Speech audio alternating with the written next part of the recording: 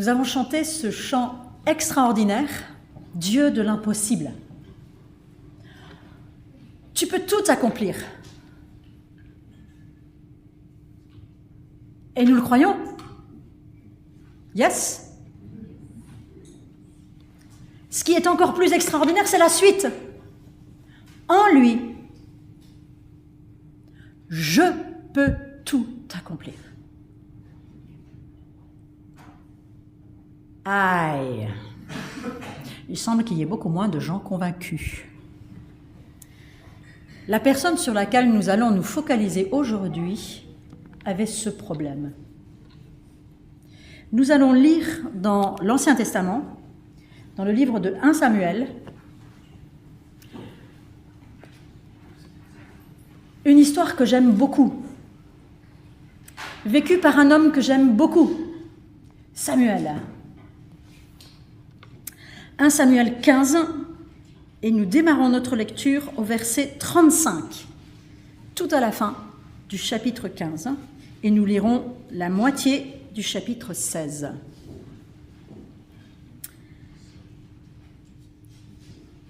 C'est le temps où Saül est rejeté par Dieu et où Dieu va faire basculer toute l'histoire d'Israël dans une nouvelle dimension. Samuel ne revit plus Saül avant de mourir.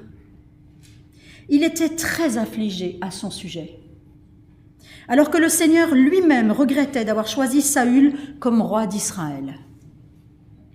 Le Seigneur dit à Samuel, « Seras-tu encore longtemps en deuil au sujet de Saül, alors que moi-même je l'ai rejeté et qu'il ne sera plus roi d'Israël ? Prends de l'huile et mets-toi en route. Je t'envoie chez Jessé à Bethléem, car j'ai choisi parmi ses fils le roi qu'il me faut. » « Comment faire ? Demanda Samuel. « Si j'y vais, Saül l'apprendra et il me tuera. »« Prends avec toi un veau, dit le Seigneur. Tu diras que tu viens m'offrir un sacrifice et tu inviteras Jessé à la cérémonie. Je t'apprendrai ce que tu auras à faire. Tu choisiras avec l'huile d'onction celui que je t'indiquerai comme roi à mon service. » Samuel obéit et se rendit à Bethléem. Les anciens de la ville, tout tremblants, vinrent au-devant de lui et demandèrent : « Ta venue annonce-t-elle quelque chose d'heureux ? » « Oui, répondit Samuel, « je suis venu offrir un sacrifice au Seigneur. Préparez-vous pour être saints en vue de la cérémonie et venez ensuite avec moi. » Samuel invita aussi Jessé et ses fils à se purifier et à participer au sacrifice. Lorsque ceux-ci arrivèrent, Samuel aperçut Eliab et se dit « C'est certainement lui que le Seigneur a choisi. » Mais le Seigneur lui dit « Ne te laisse pas impressionner par sa belle apparence et par sa taille imposante, car je ne l'ai pas choisi. Je ne juge pas de la même manière que les êtres humains. Ceux-ci s'arrêtent aux apparences, mais moi, je vois jusqu'au fond du cœur. » Jessé appela ensuite Abinadab, il est dur celui-là, Abinadab, et le fit passer devant Samuel, puis il déclara « Le Seigneur n'a pas non plus choisi celui-ci. » Jessé fit passer Shama, mais Samuel répéta « Le Seigneur n'a pas non plus choisi celui-ci. » Jessé fit ainsi passer 7 de ses fils devant Samuel, mais Samuel lui dit « Le Seigneur n'a choisi aucun d'eux. » Puis il ajouta « Sont-ils tous là ?»« Non, répondit Jessé, il y a encore le plus jeune, David, qui garde les moutons. » « Envoie-le chercher, ordonna Samuel. Nous ne commencerons pas le repas sacrificiel avant qu'il soit là. » Jessé le fit donc venir. Le jeune homme avait le teint clair, un regard franc, une mine agréable. Le Seigneur dit alors à Samuel, « C'est lui, choisis-le comme roi avec l'huile d'onction. » Samuel prit l'huile et en versa sur la tête de David en présence de ses frères. L'esprit du Seigneur se saisit de David et fut avec lui dès ce jour-là. Ensuite, Samuel s'en retourna à Rama. Jusqu'ici notre lecture. Dans ce texte, nous sommes dans une situation critique, ou plutôt c'est Samuel qui est dans une situation critique. La structure d'Israël reposait à ce moment-là sur une double institution, sur des fonctions complémentaires, la royauté d'un côté, le sacerdoce de l'autre. Le Seigneur avait mis en place ce fonctionnement après la période troublée pendant laquelle des juges plus ou moins intègres, faisaient régner la justice en Israël. Juste avant 1 Samuel, vous avez le livre des juges qui vous conte cette longue histoire de haut et de bas de la vie d'Israël. Le peuple à ce moment-là avait soif d'équilibre, d'une vie plus ou moins normale, entre guillemets, par rapport aux autres nations. Et ils ont demandé un roi, ils le reçoivent. Un beau, grand roi qui dépassait tout le monde d'une tête.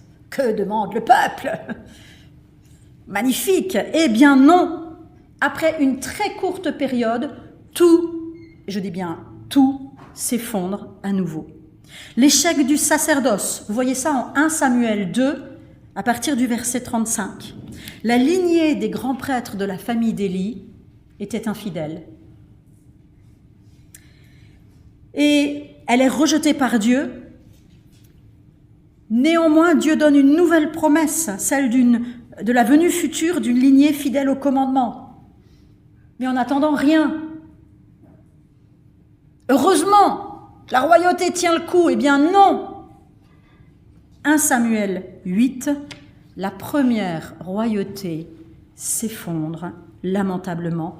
Plus aucune institution n'est stable en Israël. Samuel se retrouve au cœur de tous ces bouleversements. Il vit une transition difficile entre deux mondes, deux univers. Tout ce qu'il croyait avoir construit dans sa vie s'effondre. Et une émotion violente s'empare de lui parce qu'il avait investi.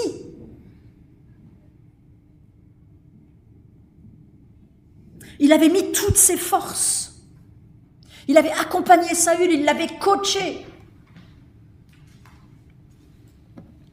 Dans notre texte, Samuel va apprendre deux choses fondamentales pour chacun d'entre nous.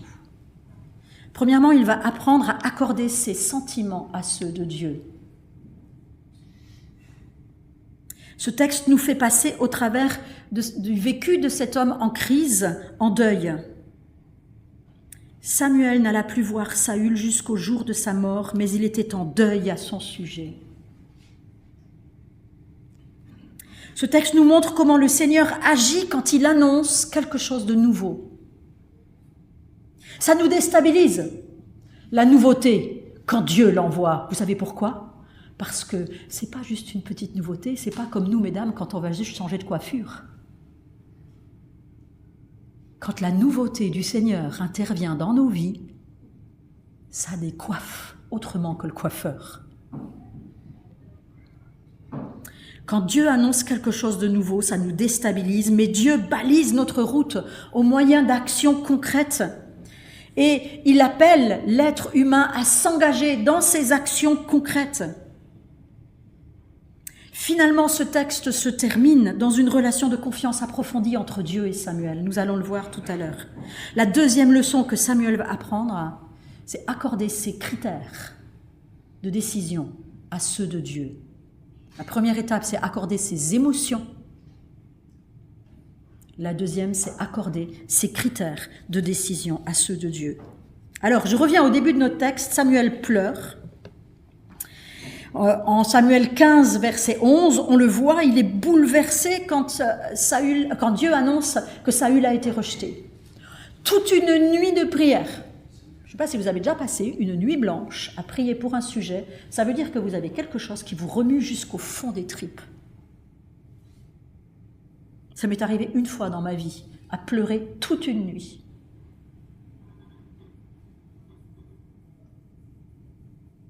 Rien à faire.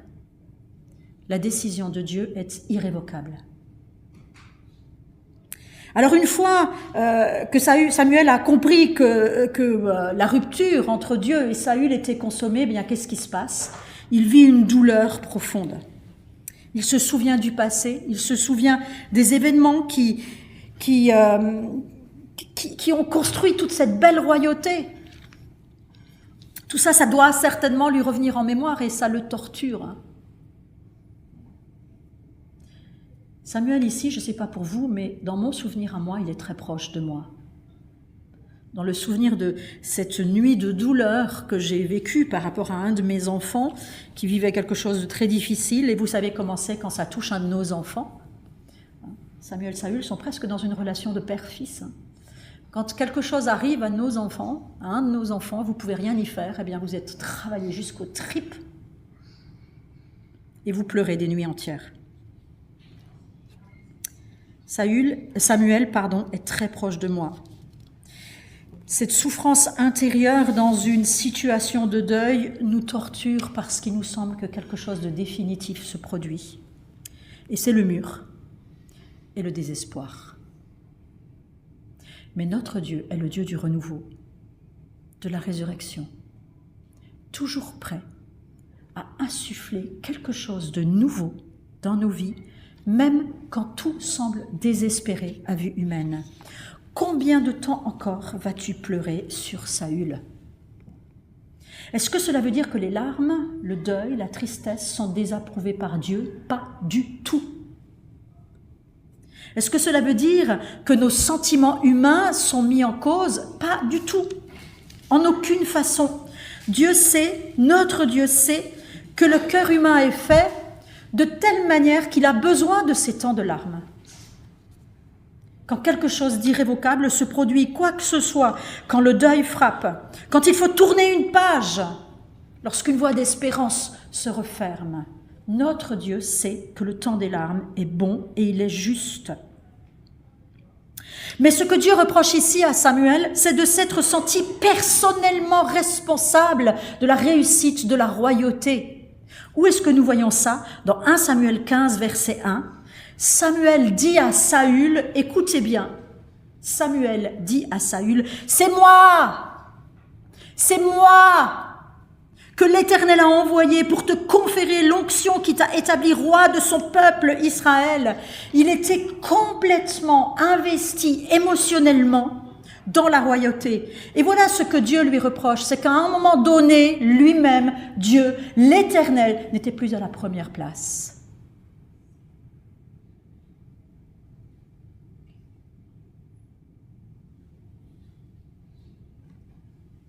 Saül n'a pas réussi à mettre ses émotions au diapason des siennes, au diapason des émotions de Dieu, au diapason des sentiments de Dieu,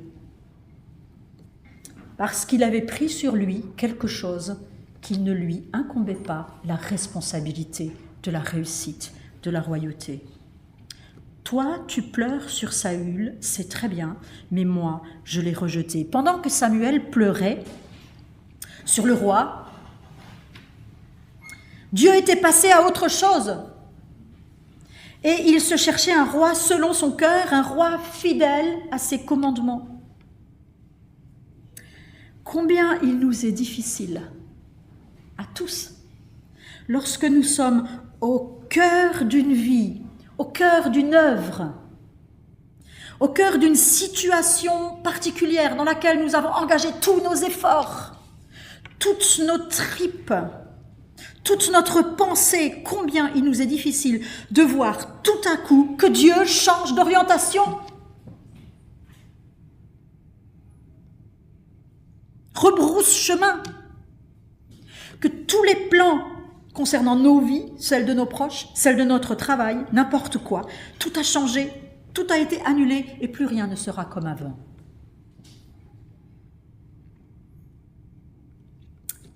Samuel est cloué sur place.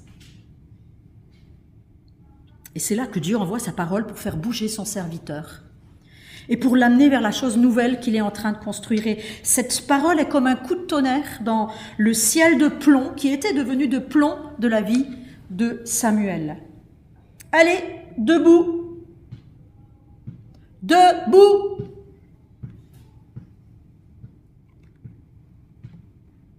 Debout. Debout. Ça suffit. Stop.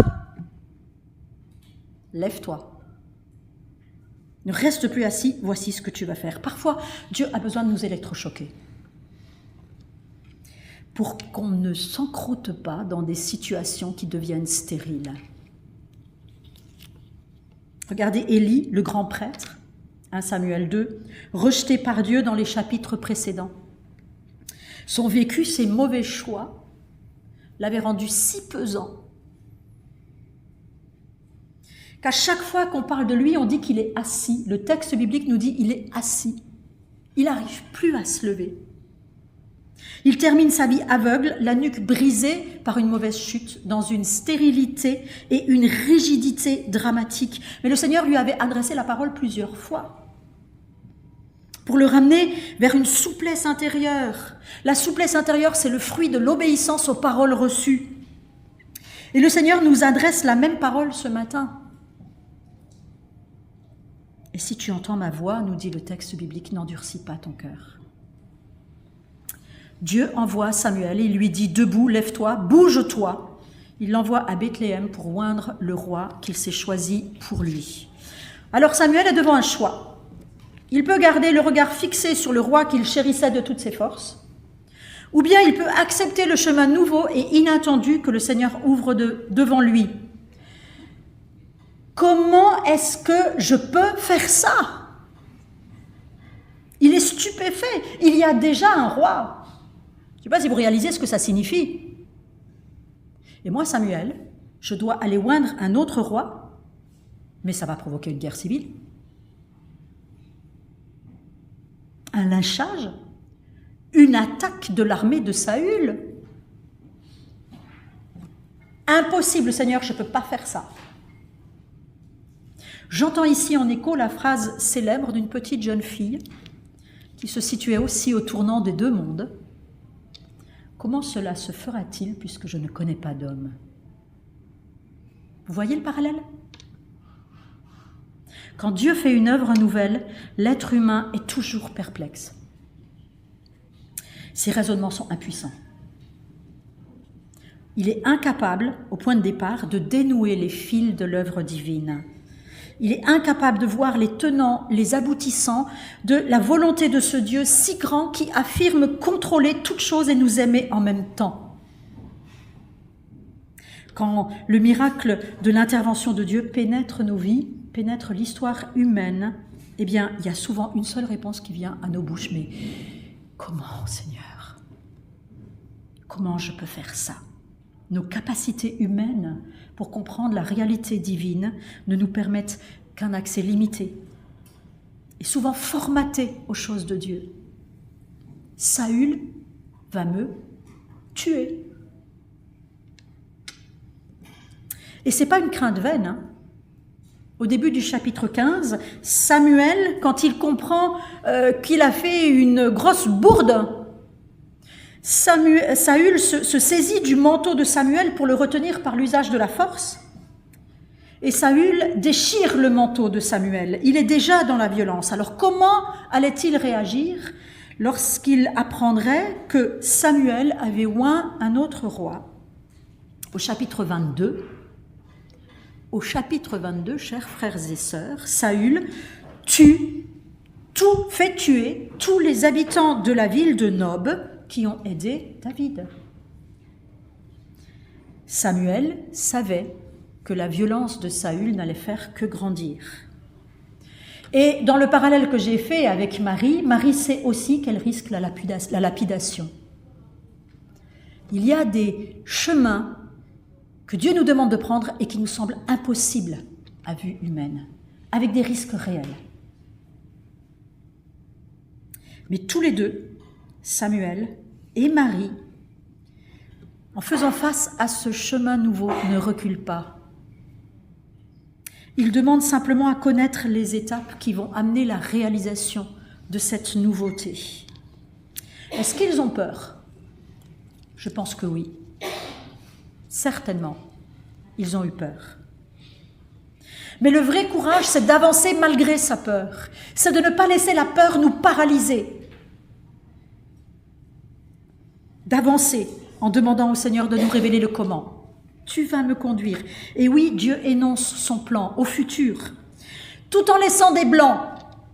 Là, il est extraordinaire, Dieu. Il laisse des blancs. Il ne nous dit pas tout. Et c'est bon, parce que ça nous oblige à faire confiance. Ça nous oblige à prendre notre petite foi et à la déposer devant lui, devant l'autel, et à dire « Seigneur, fais-la grandir parce que j'y arriverai pas. J'ai pas assez de foi. » Le commandement de Dieu est toujours incomplet.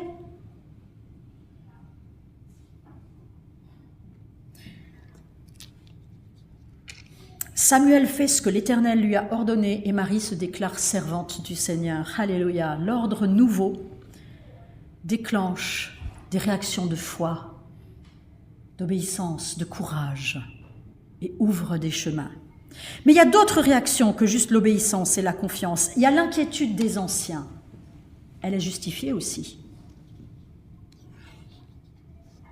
Eux, ils sont à côté.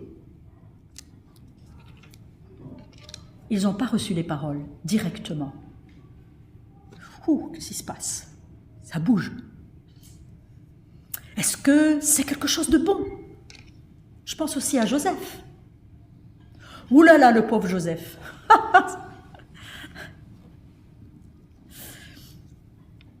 Et la parole est adressée, rassurante, de la part de Samuel aux anciens. Oui, quand Dieu bouge, ça annonce quelque chose de bon. Quand Dieu agit, ça annonce toujours quelque chose de bon. Quand Dieu parle, ça annonce toujours quelque chose de bon.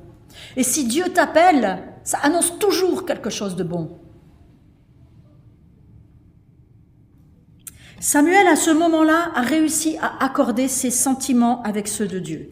Ok, je me lève, j'y vais. Je te connais assez, Dieu, pour avancer. M'appuyer sur cette connaissance que j'ai de toi. Tu parles, c'est quelque chose de bon qui arrive. Alors je peux le dire aux autres et le croire. Mes sentiments sont accordés avec ceux de Dieu.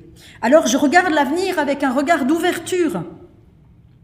Le chemin des possibles divins est de nouveau ouvert. À l'extérieur et dans mon cœur. Je suis prêt à entrer dans l'ère d'un nouveau roi. Allez Seigneur, on y va. Et j'attends dans la paix que le Seigneur me donne l'étape suivante. Quel bonheur d'être dans cette phase. On a repris confiance avec sérénité sur le rocher de notre salut. Quel bonheur de se sentir conduit. Alléluia.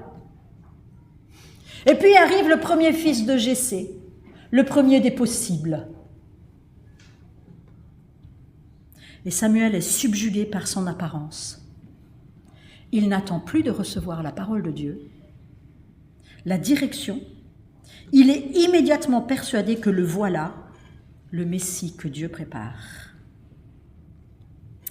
Après avoir accordé ses sentiments à ceux de son Dieu, il est dans l'étape où il va apprendre à accorder ses critères de fonctionnement, de décision à ceux de Dieu. Et c'est tout aussi important. Nous sommes souvent prompts à penser que dans ce cas de figure, le pauvre Samuel va trop vite et trop loin. Et nous avons alors un petit sourire de commisération. Oui, ben, moi, j'aurais pas réagi comme ça. Si, mes frères, nous réagissons comme ça. Oui, mes sœurs, nous sommes pareils. Nous sommes les Samuel dépressifs et assis du début du chapitre. Et nous sommes aussi les Samuel enthousiastes et vifs, prêts à foncer, tambour battant. Dès que le Seigneur met devant nous quelque chose qui a une belle constitution physique, une grande splendeur humaine, nous sommes vite charmés et nous perdons tout discernement. Voilà une œuvre imposante qui brasse beaucoup d'argent, beaucoup de monde, un grand nombre de serviteurs et de servantes, et nous perdons tout esprit critique, dans un premier temps. Mais nos yeux nous trompent, dit le Seigneur, nos émotions nous trompent et nos yeux nous trompent. Ils nous empêchent d'accéder au royaume qui ne vient pas d'une manière à frapper le regard. Quelle difficulté nous avons, mes frères et sœurs, à ne pas juger, poser des étiquettes immédiatement. Quelle difficulté nous avons à attendre, à rester en retrait intérieurement, attendant une direction de Dieu dans un sens ou dans un autre. Alors je pense qu'il nous faut arrêter de juger le pauvre Samuel qui, lui, au moins, n'a rien dit. Il a juste pensé. Très souvent, nous allons un cran plus loin. Mais Dieu ne fait aucun reproche à son serviteur, il se saisit juste de cette occasion pour l'instruire, pour lui montrer comment lui-même fonctionne. Il est bon, notre Dieu. Il sait qu'on se plante, il continue à nous instruire, à nous accompagner. Non, Samuel, le nouveau roi ne sera pas le plus grand, ce sera le plus petit. Il n'aura pas fière allure selon tes critères, mais selon les miens. Ce chemin d'avenir est totalement différent de celui que tu prévois. Même la façon dont l'onction royale lui sera donnée, si vous comparez entre la manière dont Samuel oint Saül et la manière dont il oint David, vous vous rendez compte d'une différence phénoménale, fondamentale. 1 Samuel 10, des versets 1 à 8, raconte l'onction de Saül. Et là, Samuel, en bon prophète qu'il est, se lâche. Prophétie sur prophétie. Rien du tout ici. L'onction va être donnée à David dans le secret de sa famille et en silence.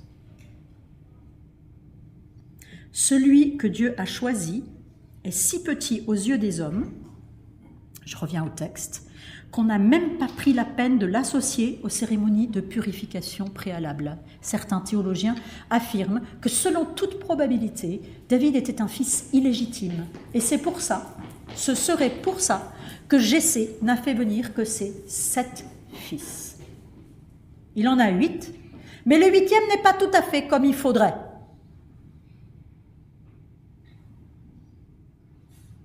Donc on le laisse de côté, auprès des moutons. Un petit minable, ridicule, insignifiant. Le mouton noir dans la famille. Voilà le grand roi que Dieu s'est choisi pour lui-même, à l'image de celui qui devait venir quelques centaines d'années plus tard. Rappelez-vous ce texte, Isaïe 53, les versets 1 à 3. Qui a cru à notre message ? Devant l'Éternel, la puissance de Dieu s'est élevée comme une faible plante, comme une racine sortant d'un sol aride qui n'avait ni beauté, ni prestance pour retenir notre attention. Rien dans son aspect qui pouvait nous attirer. Il était méprisé et abandonné des hommes, un homme de douleur, habitué à la souffrance. Voilà le roi que le Seigneur s'est choisi pour lui. Peut-être que pour nous, les critères de description de David sont positifs, mais pour l'époque, il n'était pas du tout positif. Il avait des airs de fille. C'était pas un grand guerrier. C'était pas quelqu'un qui était capable d'exhorter toute la population à entrer en guerre et en combat. C'était un petit bonhomme de rien du tout avec le visage clair. Ce sont des adjectifs qui servaient à l'époque à caractériser les femmes. Pas les hommes virils, les grands guerriers, les vaillants héros combattants, dont nous avons parlé hier au groupe de femmes. Quand Dieu fait quelque chose de nouveau dans l'histoire des hommes et dans nos vies, nous sommes comme des aveugles. Nous tâtonnons dans le noir, nous sommes lents à comprendre l'œuvre de grâce qu'il accomplit sous nos yeux. Mais dans son amour, Dieu enlève nos écailles. les écailles qui sont sur nos yeux. Et il nous permet de voir comme lui voit. Samuel s'est trouvé ici dans une impasse.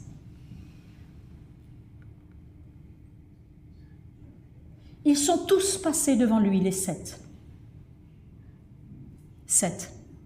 Dans notre étude biblique sur l'Apocalypse, je vous ai appris que le 7, c'est le chiffre de Dieu, le chiffre de la plénitude, le chiffre parfait. Les 7 sont passés, aucun. Seigneur, il se passe quoi? Tu me donnes une parole, une direction, je mets ma foi en action, et voilà le résultat. Tu m'as dit les fils de Jessé, les 7 sont là, aucun. J'ai accepté ton critère, et quoi? Rien. L'impasse. Quoi croire? Qui croire? Eh bien, regardez Samuel, qui réfléchit et qui se dit « Je fais plus confiance à la parole de Dieu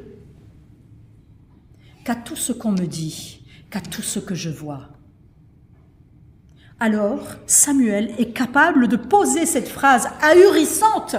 « Est-ce que ce sont là tous tes garçons ?» Alors qu'ils avaient tous été invités. Il remet en cause cet homme, Jessé, parce qu'il fait tellement confiance à la parole de Dieu qu'il se dit il y a un bug quelque part. Je ne sais pas où, mais il y a un bug quelque part. La parole de Dieu est plus sûre et certaine que ce que je vois, que ce que je vis. Est-ce que ce sont là tous tes garçons? Eh bien non, il y en a un autre, un demi-frère, un avorton, un rejeton, pas droit, tordu. Dieu choisit les choses folles du monde pour confondre les sages. Et le choix de Dieu, eh bien c'est souvent le petit dernier, le méprisé. Si tu dis que le chemin qui s'ouvre devant toi n'est absolument pas celui auquel tu t'attendais, que la façon dont les choses se passent ne correspond pas du tout à tes propres critères, eh bien peut-être que tu es sur la bonne voie. Sur cette route nouvelle que le Seigneur a façonnée exprès. Regardez-moi ce candidat. Il n'a pas l'âge. Il ne s'est pas purifié. Il pue, comme tous ceux qui gardent les moutons, parce que ça pue un mouton. En plus, il a l'air d'une fille. Sacré candidat, Seigneur. C'est ça ton roi? C'est ça ton chemin? Le regard des hommes est terrible et destructeur quand il nous dit que nous, personnellement, nous ne correspondons pas, ou bien quand nous-mêmes, nous disons à ce qui nous arrive que ce n'est pas ce qui devrait arriver. Mais Samuel obéit, il fait l'onction, comme d'autres hommes et d'autres femmes ont obéi. Marie, Jean-Baptiste, qui conteste le fait de baptiser Jésus, mais qui le fait quand même. Et à chaque fois, l'Esprit descend. À chaque fois, mes frères et sœurs, qu'une situation du même type se passe dans la Bible et que les hommes et les femmes de foi obéissent et disent oui, le Saint-Esprit descend et transforme toute chose. Samuel repart sans une seule parole prophétique. Et après avoir appris une extraordinaire leçon de confiance totale, il n'interviendra plus dans l'histoire de ce roi-là. Il avait été omniprésent dans l'histoire de Saül, et là il a compris. Il se dit, c'est le job de Dieu, c'est pas le mien.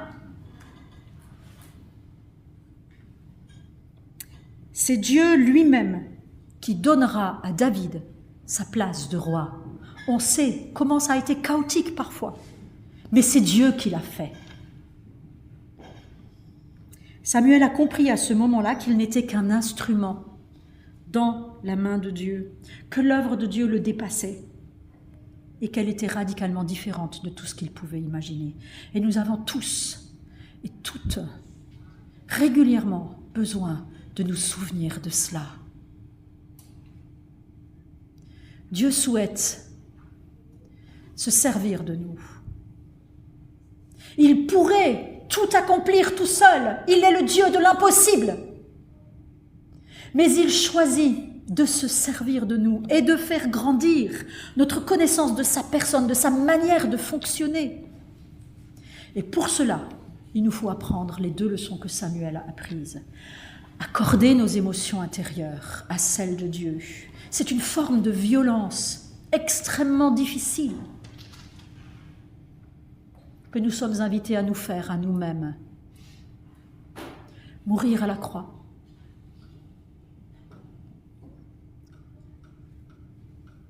Faire mourir les œuvres de la chair. Ou en 2 Corinthiens 5, 10, amener toute pensée captive au pied de la croix.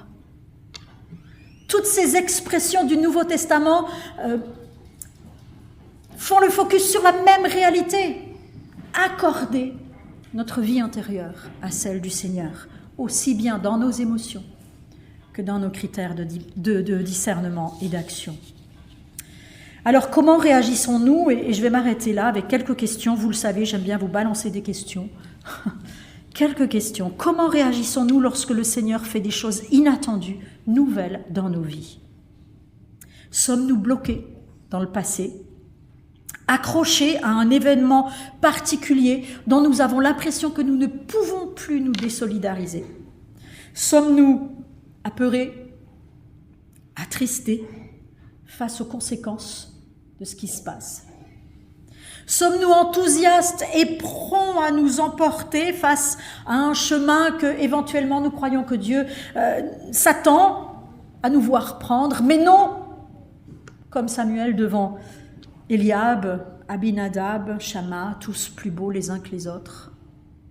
Ou alors sommes-nous dociles, souples dans la main de notre Dieu, en attendant sa direction fidèlement, sans vouloir la manipuler, dans un sens ou dans un autre? C'est une leçon de vie, chers frères et sœurs, que nous avons à apprendre et à réapprendre régulièrement.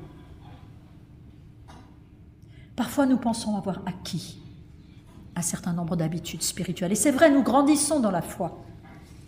Nous acquérons des expériences. Néanmoins, quand les choses nous touchent au cœur de nos vies, de nos projets,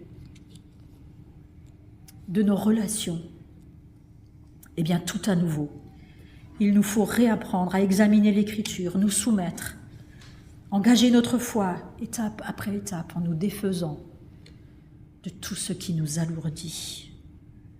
Réapprendre à chaque instant à se confier dans les promesses de Dieu. C'est un challenge de tous les instants. Et c'est à ce prix que nous verrons la paix, cette paix que nous proclamons régulièrement, cette paix qui surpasse toute intelligence. Nous connaissons tous cette expression. Mais c'est à ce prix que nous verrons cette paix-là se répandre dans nos cœurs. Prions.